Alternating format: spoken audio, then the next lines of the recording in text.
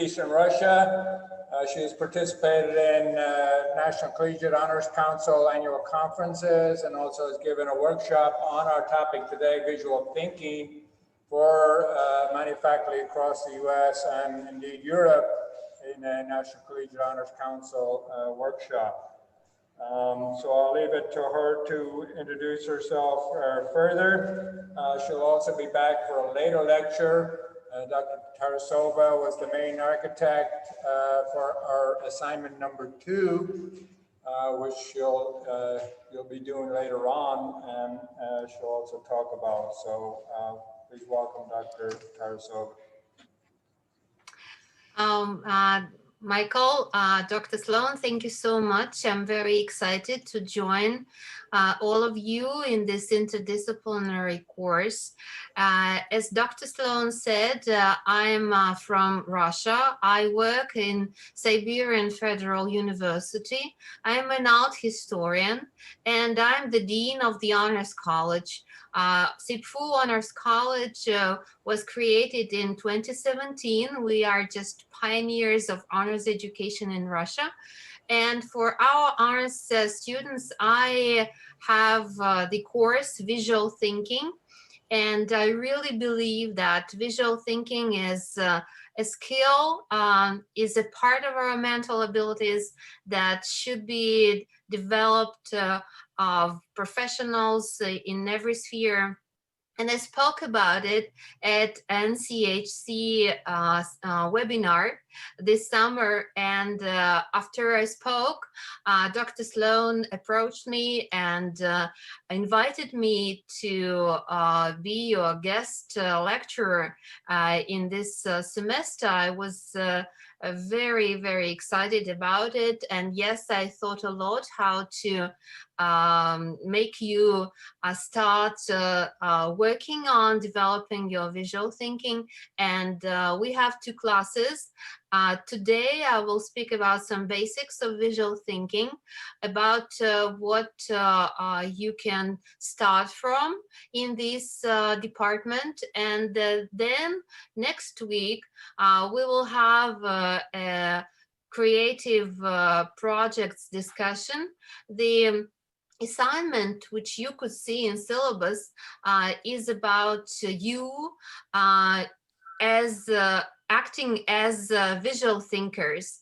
And when you see some art objects in your city, think about what they mean, and we'll talk about it. And hopefully some students from our Siberian Federal University Honors College will also join us next week, and they will speak about Krasnoyarsk, our city, and art objects which are here, and what they think their meaning is, art, or whatever number of the art objects they have chosen.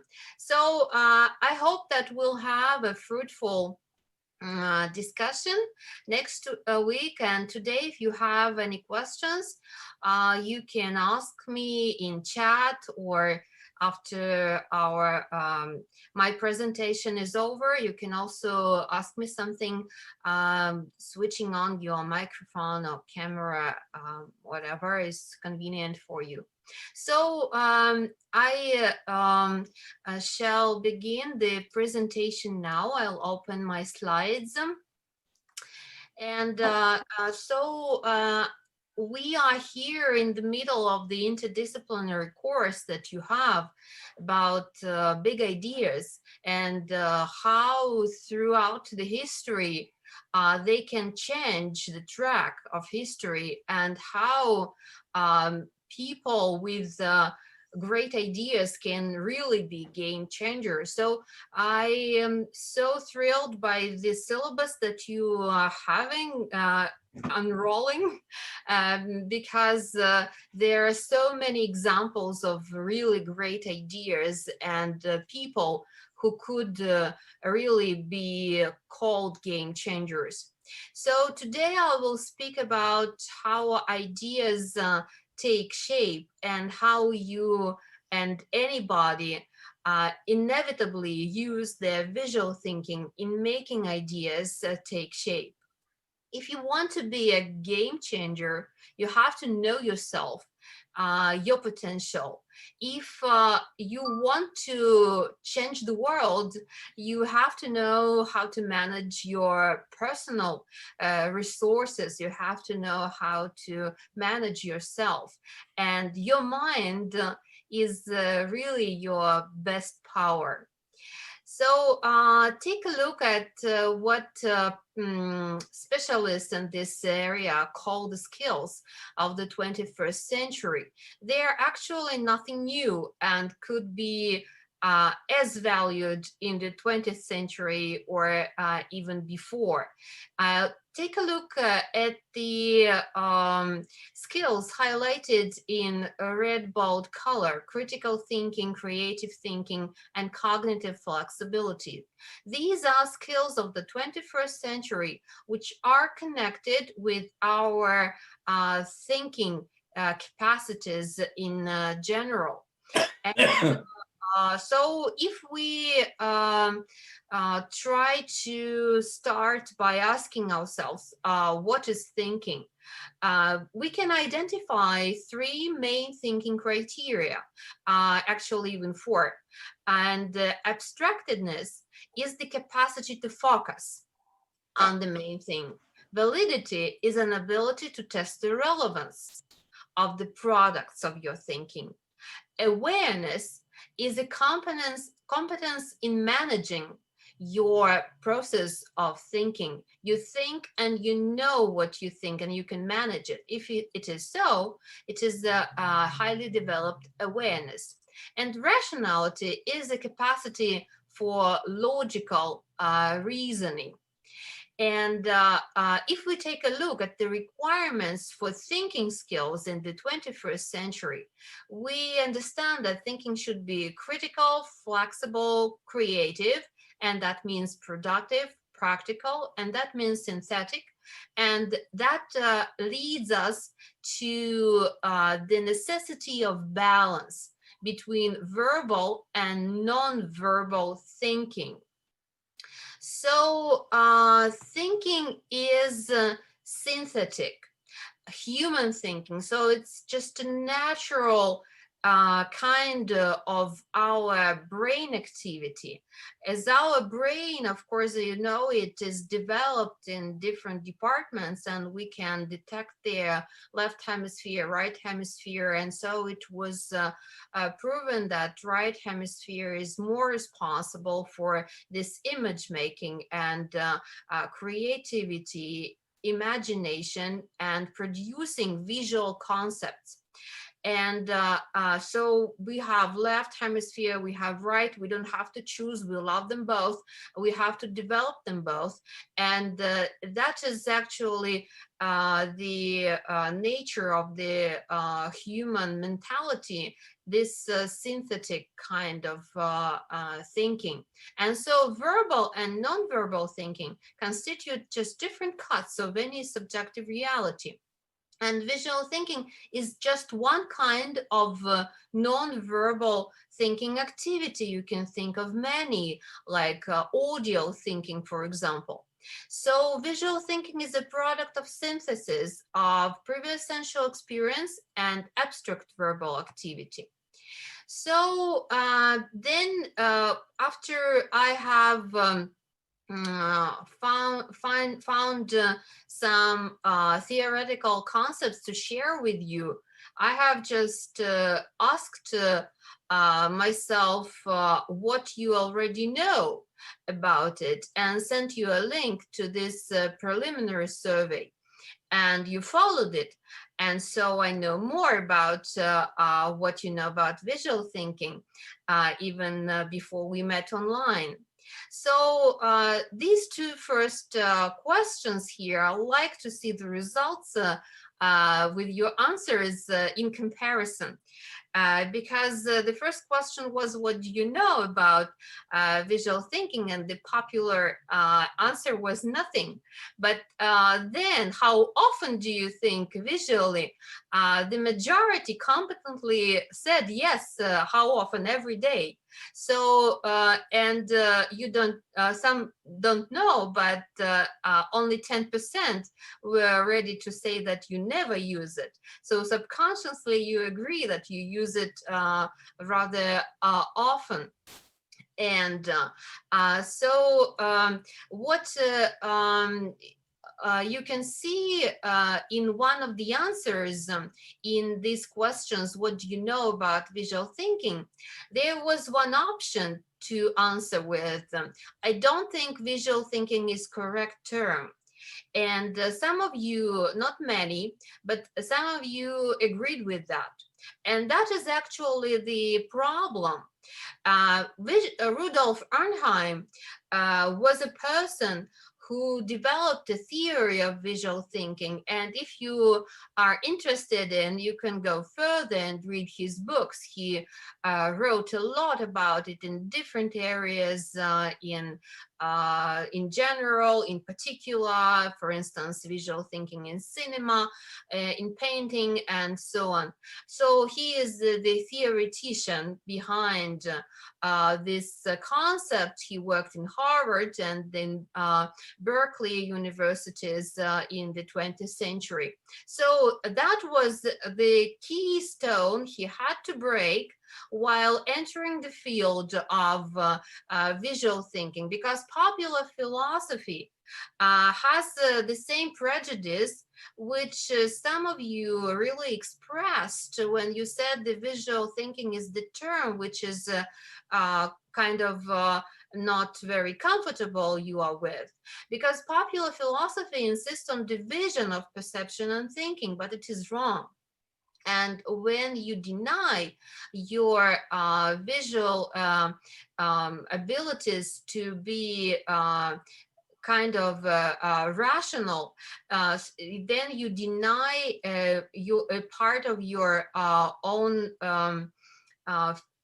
abilities to understand what is going on in your mental process. And the truth is that perceiving and thinking collaborate in cognition. And there is no moment when you have to divide this process of perceiving and thinking. They simultaneously go together. And that's how you see and understand what you see. It is some kind of a physiological and psychological law behind these processes. So when I asked you which word combination would serve best for a synonym of visual thinking, most of you said thinking in images. But I also liked the ones which agreed on modeling, because the difference between products of visual thinking and just some actual images, just some objects of reality that we can see, is that when you make an object visible, whether it is a child drawing his mom or Pablo Picasso painting his famous painting Guernica, if you make an object visible, it means that you grasp its essential traits. And visual image is the essence of the event or an object or a person that the visual thinker visualizes. So thinking calls for the disclosure of elusive structure, and image making actually serves to make sense of the whole world. And the picture is the whole universe, and the space has its visual logic. When I approached you with the question, what is the most important result of the highly developed visual thinking skill, I was actually very happy to know the answer which the majority gave, because it was the ability to see connections between various objects and events and to see the whole. So this capacity of creating the whole system of the world in a visual image actually was grasped by some of you in this important result of seeing the whole.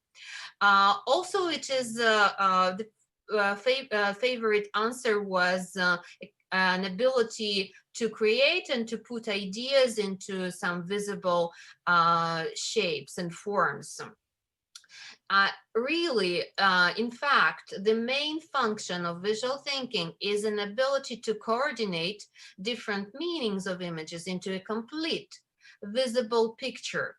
And what else is important for visual thinking and why it is fundamental in any sphere of endeavor, in any sphere of research, because it serves as a bridge between abstract verbal thinking and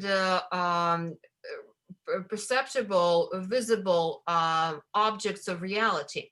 So every complete theory tends to have a model in which we can see the results of these theoretical speculations. For instance, this solar system has its favorite and I would say famous model. Everyone knows how it looks, although we never saw it as a whole. We could see with our eyes only elements of the solar system. And but we have this clear picture in our mind, and we understand somehow by this model our galaxy and the relationship of planets, many of which we never see with our own eyes. Actually, when we look at the model of an atom, we see the similarity. It is even sometimes called the planetary atomic model by Rutherford. It was created in the beginning of the 20th centuries in 1913. And we see a similarity in this distant space model in something which is really far and much bigger than all of us together, and a model of something which is so minor, which is elementary, which is constructing unit of anything in this global galaxy or universe or our body. And we have the vision of kind of the same laws which govern the elements in these two models.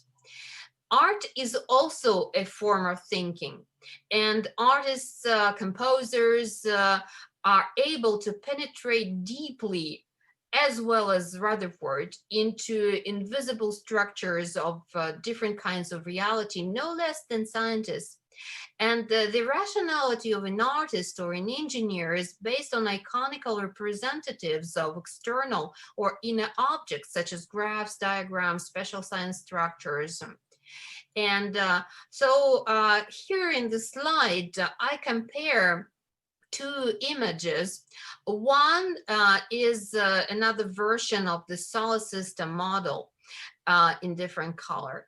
And another is a picture that you saw already before. No matter it was created by a Krasnoyarsk Russian artist, Andrei Pozdeyev, you all know how it looks like.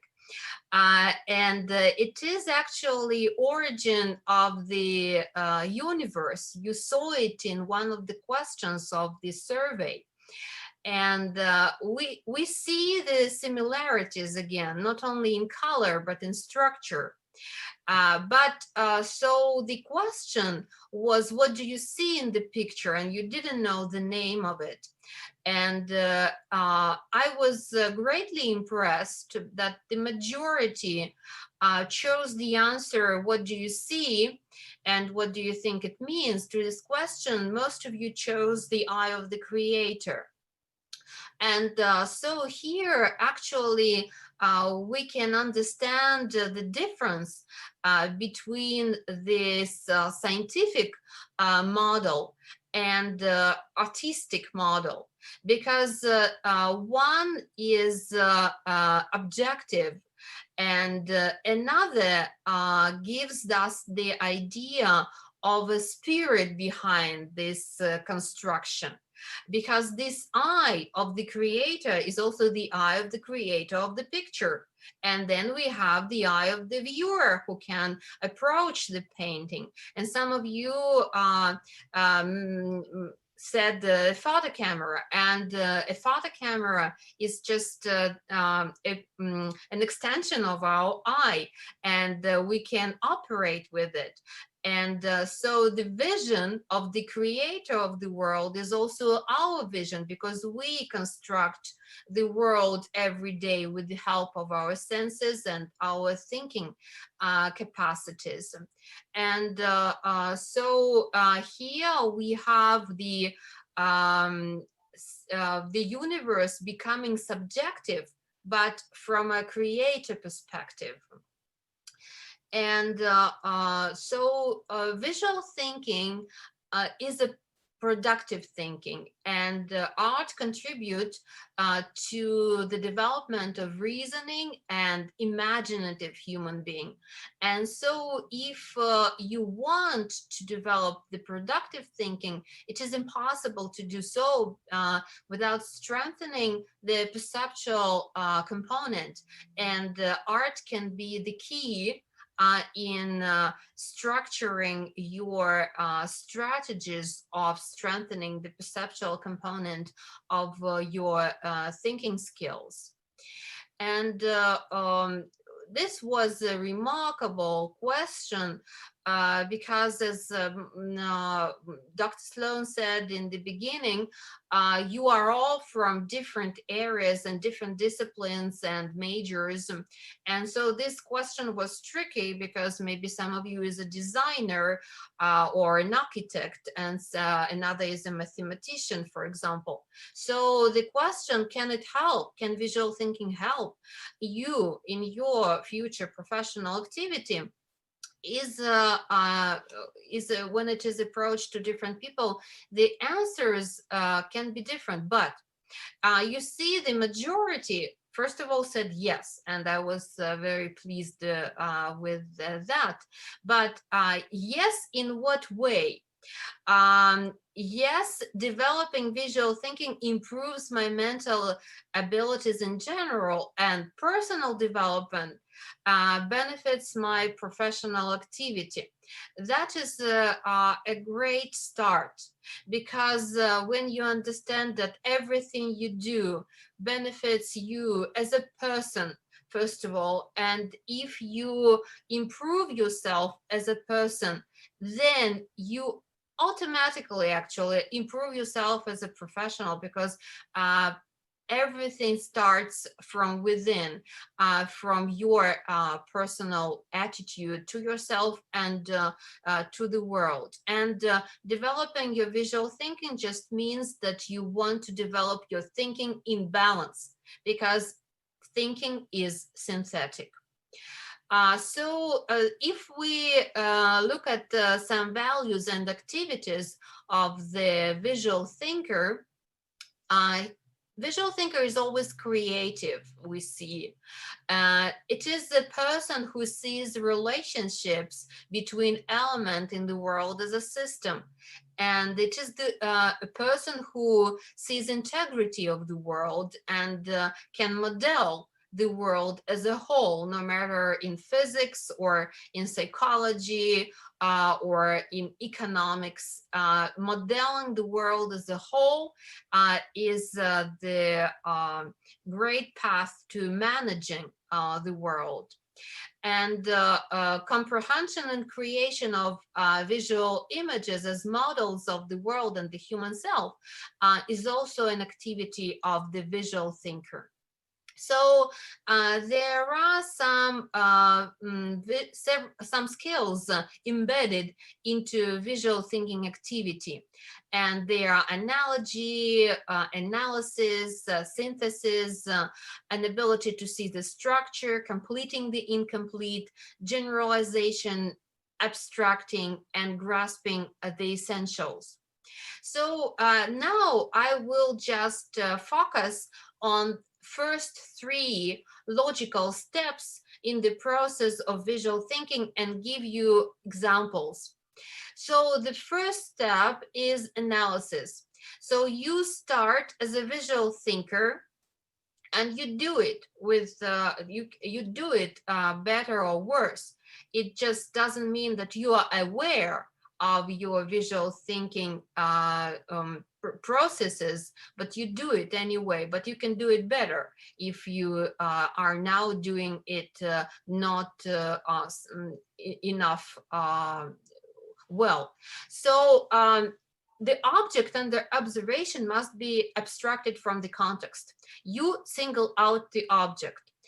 So you see, for instance, the screen now, and you single out me, for example, or some word on in the sentence, which I underlined, for example. So you single out, then you grasp shape of a structure. So schematize the scheme, making a scheme of what you see.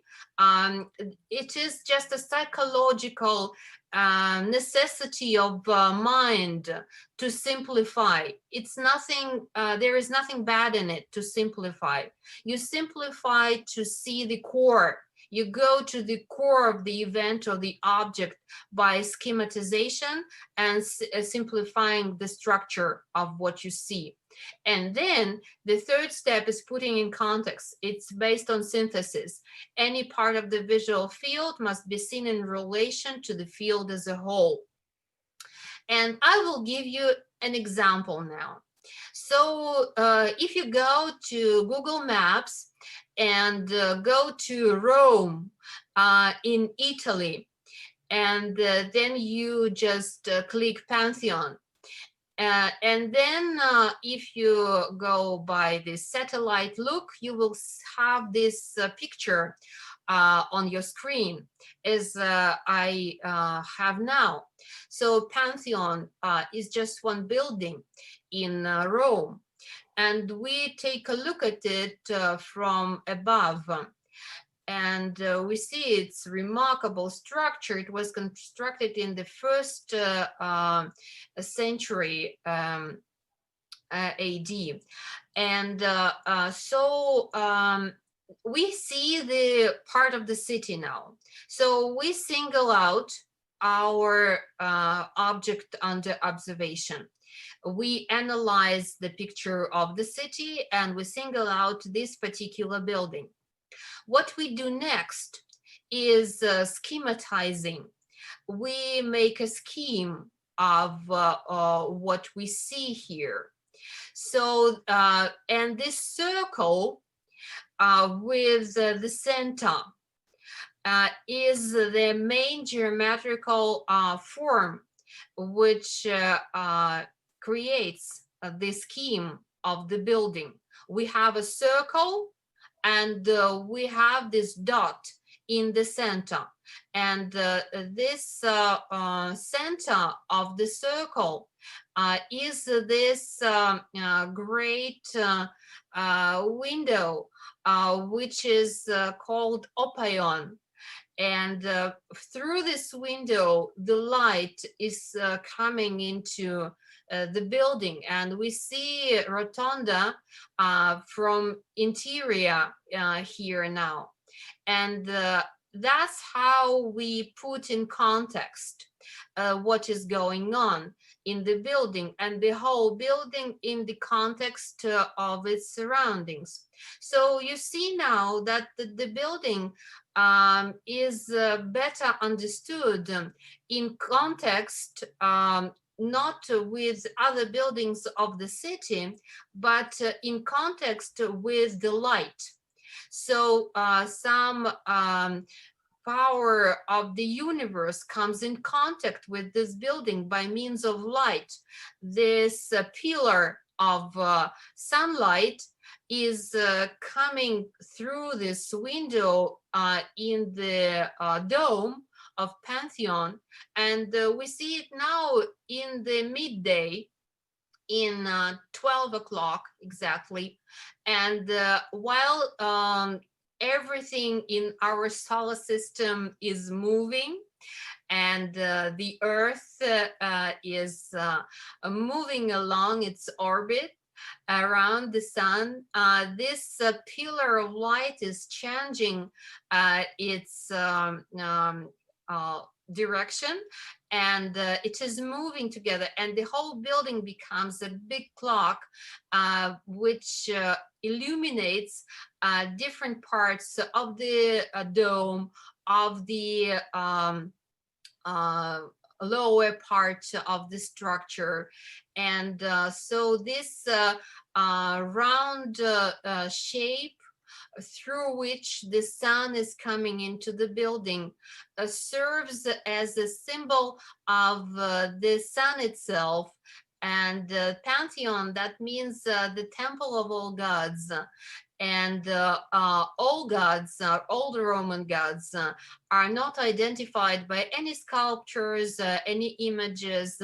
You see here this ancient structure preserved until now in great shape, and any god is just another part of this great universe which is modeled here by this building. But there is one power of the sunlight which by which the world is structured. And so to put the Pantheon in context means to see this structure in relation to these cosmic processes, like the day is coming, the night is coming, the earth is rotating. And so this building serves as some instrument for relating earth with outer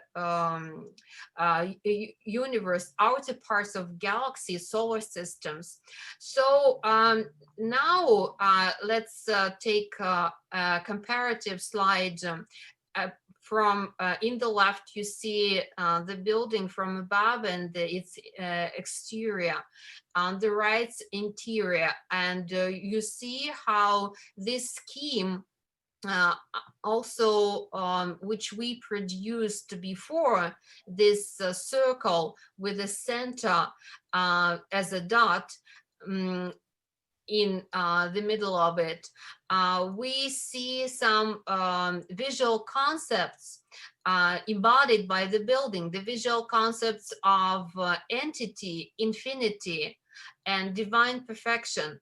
Circle is a great geometric form for visualizing infinity, as this line has no beginning and no end. And also the circle always serves as a symbol of the divine.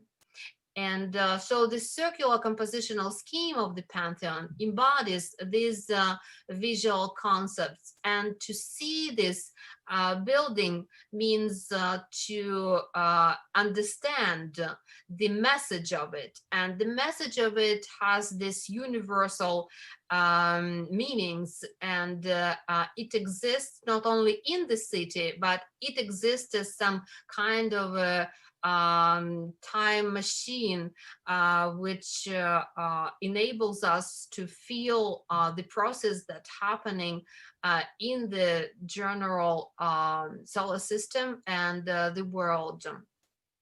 So if you study visual thinking by means of analyzing architecture, you learn how to detect compositional schemes and how to understand the language of geometry and apply it to architecture, how to translate geometrical figures of architectural compositional schemes into the language of visual concepts.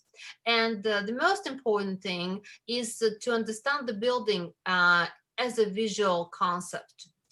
I will give you now another example of Coliseum, another Roman building. And here we have another scheme, another structure is in the basis of Coliseum. So we have ellipse, and with ellipse, you don't have a center. A circle has a center, and ellipse has two focuses, and here, as a result, we have a visual concept of conflict and contest in the elliptical compositional scheme of Coliseum. And Coliseum, as you may know it, was an ancient arena for contests, really, between gladiators and wild animals, gladiators fighting against each other. It was such a violent entertainment in ancient Rome. So the function of Colosseum was an arena for conflicts and contests. And this is revealed in the scheme of the building. So when you understand this simple scheme, you also understand the message and inevitable message of the building and the core of its functional structure. So you can practice different visual thinking skills in doing exercises. For example, the training of your analysis skills. You can take a look at this picture and ask yourself, how many elements do you see in the picture? And what are these elements? And if you look like this, you can say, well, I see the water, I see these islands, and they are wrapped by some pink cloth, pink material. I also see the nature open in the middle of this covered island. And so the elements, the water element of nature around, the trees and this earth nature in the middle of this pink material wrapping the nature. So you see what elements this all consists of. And of course, then you can ask, what does it mean as a whole? But that is another question, question of synthesis, how to construct and see the whole by combination of elements. So, for instance, here we have two arches. One is just in the left, a model of the arch. And in the right, it's a real arch. You can see it in Paris, in France, if you go there. And so this is still an arch. And arch is also a concept. As Leonardo da Vinci said, arch is a strength comprised by two weaknesses. And so this element of the arch never stands without another.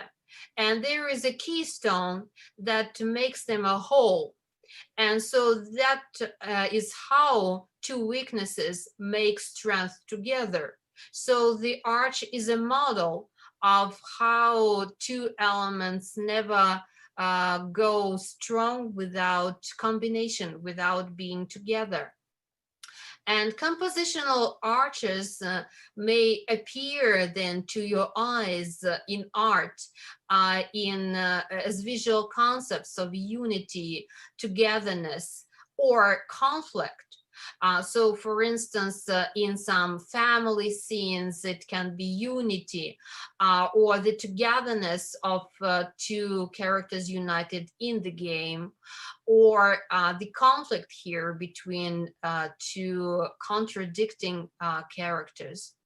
So when you ask yourself, what is the main element of what you see? Who is the main character in the picture? This is how you train yourself in contextualization. When you relate one element to another, who is the main character? It is a very mysterious picture, really, and it's hard to guess. But you have to start by finding the axis. And it's more than often people who create visual concepts, for instance, such as paintings, they place the most important thing on the axis. And this symmetry is an very widespread tool in constructing the world as the visual thinker sees it. So we may end up with this girl, and then we see that other characters really kneel at her, pay their attention to her. But there is also some other characters who direct their attention elsewhere, but she still remains the center. And of course, that leads to other questions. What is going on here as a whole? But you start by finding the main character, and it can be your way out in finding what is going on in the picture as a whole. Because the picture as a whole is not just a painting by Velázquez, which we see here, but the picture as a whole, it may be what you see in your surroundings, on your screen, in your day, in your work, etc. So here, finding the main thing is what you can start with in modeling your work and your life. So you can train yourself in analogy, in the skill of analogy, when you ask which are the similar elements in what I see, what makes them similar, how do I connect these similar elements. And for instance, this work, it was produced by the artist in this triptych, in this triple composition. So 3 paintings go together as a whole. And we see the void here. And this rectangular form of this kind of a door or a window or a doorway, it is repeated, and it stands for the void on the border which the human figure is represented again, and again. And so then you may go on and reflect about what is going on. But when you see similarities in different images, you see the story, you see the connection, and you see them not as different parts, but as an elements of the whole. Of course, it is very important to see the structure. I already showed you in Pantheon, in Coliseum, how the structure can explain the meaning of the building. It is very good to work with paintings because it's very difficult to see like the structure of your day or your life or life of some other person. because it has so many elements, and you have to reflect a lot, and you have to think a lot, and sometimes it takes a whole life to understand your life. But what is good about paintings, about pictures, is that the artists have already thought about everything, and there is no element unnecessary or accidental in a picture. And so it is very good to work with paintings to train yourself in seeing the structure. What geometrical scheme is there? And if you ask yourself this, you can see the triangle, for instance, here, or this rectangular form. And then, for example, you can go on and see this some kind of cages and of the urban structure, and the person which is placed inside of one cage or another, and that is an urban landscape here, and it leads, for instance, to some idea of loneliness of one person which is so distant from another. And so the structure has meaning, of course, but you begin by finding the structure, and its elementary geometric form can be very important in understanding what you see. So the aim of thinking is to model the world, not to mirror it. And system thinking enables to see the world as a whole. If you learn how to use your visual thinking, what changes? And I have identified 7 levels of changes that may happen. You may learn how to see, not just to look, but really to see, and then to understand the visible, and then to manage the visible. It's another level. Then you can learn how to see the invisible. For instance, how to see love or friendship, or mutual understanding, or like the structure of some nano elements, how to see the invisible, either in physics or in relationships between people, and then how to manage the invisible. The 6th level is another one. It's foreseeing. It's about foresight. It's about seeing what is not really there yet, because you create it, you will create it.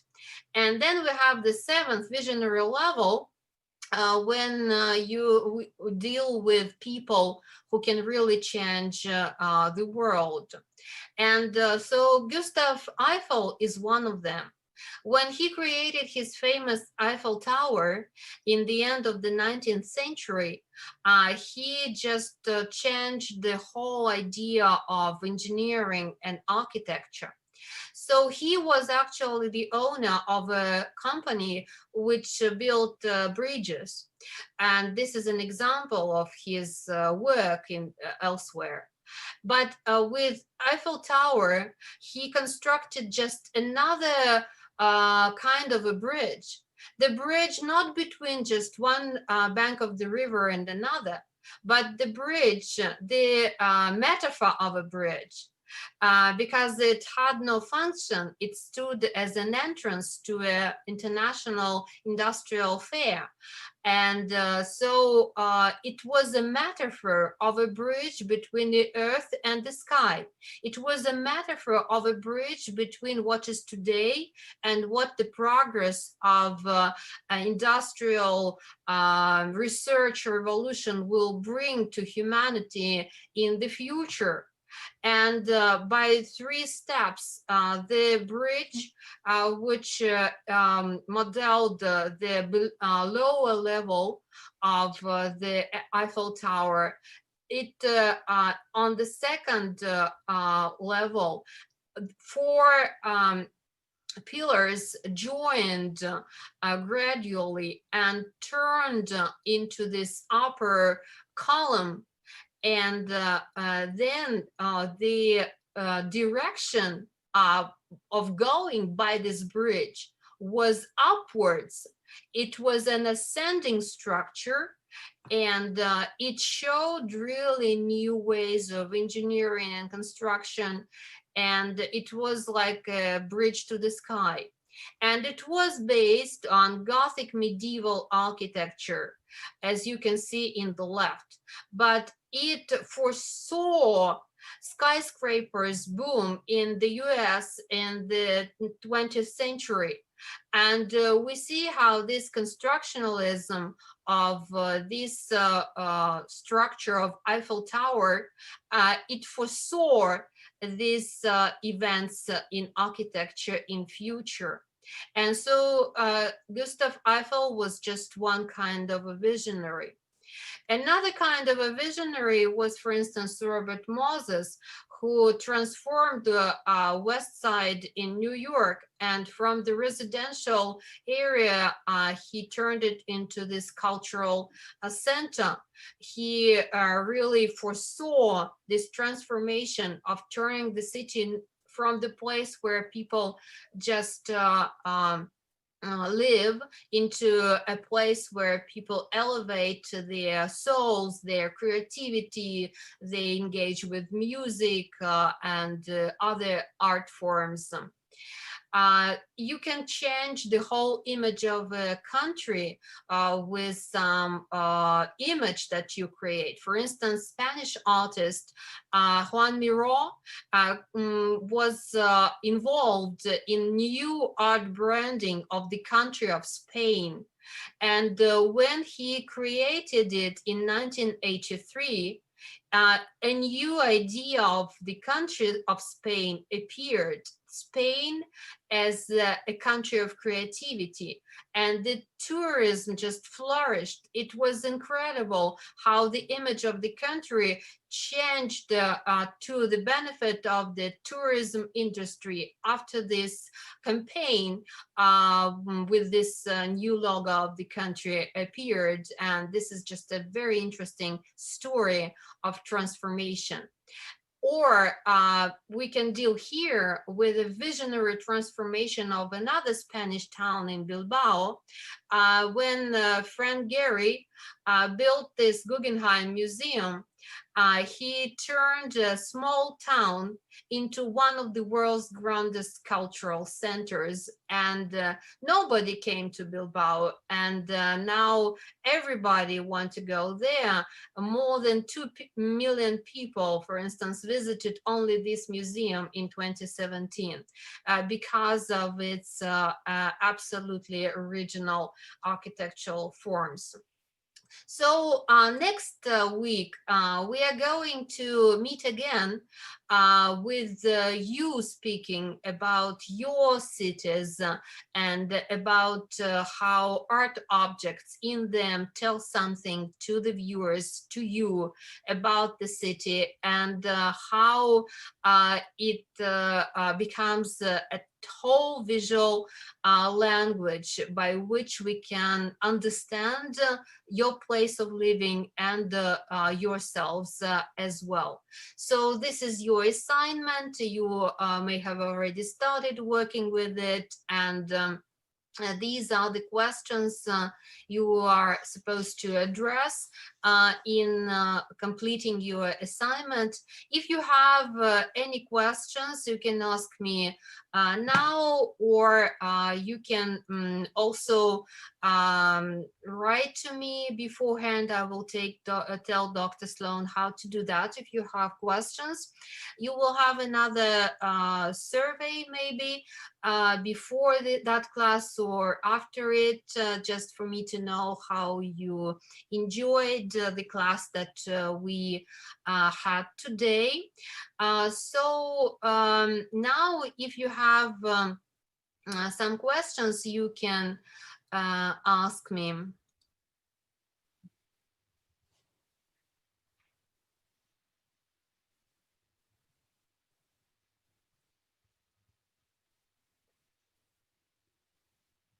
And if you don't, I suppose nobody has questions, as I don't see them in the chat. Then I just want to thank you for today.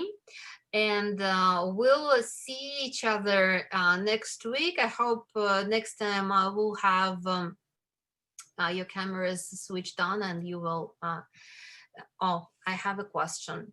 So do you think that physical activities like sports and dance contribute to visual thinking in the same way that architecture does? Bethany Bracker asked this question. Thank you, Bethany, for this question.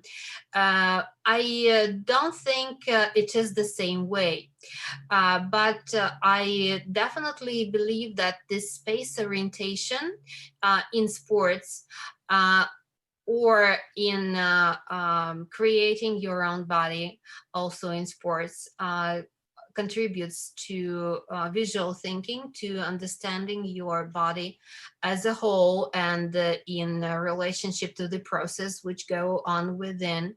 But as for dance, it is art, and so you, of course, if you are a choreographer, for example, then you construct, it's just a great creative process when you construct the visual concept with bodies, with human bodies. And here, if in sport, you, for instance, can concentrate on constructing your own body in doing some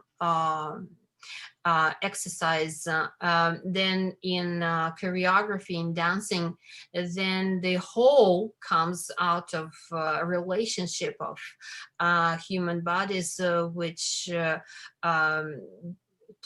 transfer the meaning from them, from within, and together as a whole. So another question from Liberty. How has visual thinking impacted your everyday life as a professor or just as a person in the world? Oh, thank you, Liberty, for this question. So I'm an art historian. I work with students who study art history, and of course it is part of my everyday life, but I travel a lot. I mean, I used to travel a lot. That's our life today, but I like even now traveling virtually. For instance, I was on the open house weekend in New York with some virtual opportunities to see artist studios and so on. So of course art plays a great role in my life, and when I see an artwork, I try to understand it and see what it can give to contributing to my understanding of myself, because I truly believe that art can be the best teacher we can have, because it doesn't preach, it doesn't tell you what to do. You are still alone with this piece and you can make it out yourself, but then if you listen attentively, it really can tell you something about yourself.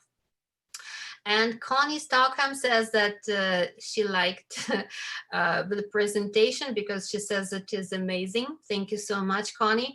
And will you make the PowerPoint available? I will try to do so with the help of Dr. Sloan, I guess. And so I will give him the slides, and you will have an opportunity to use it. So I guess that's it for questions and answers. And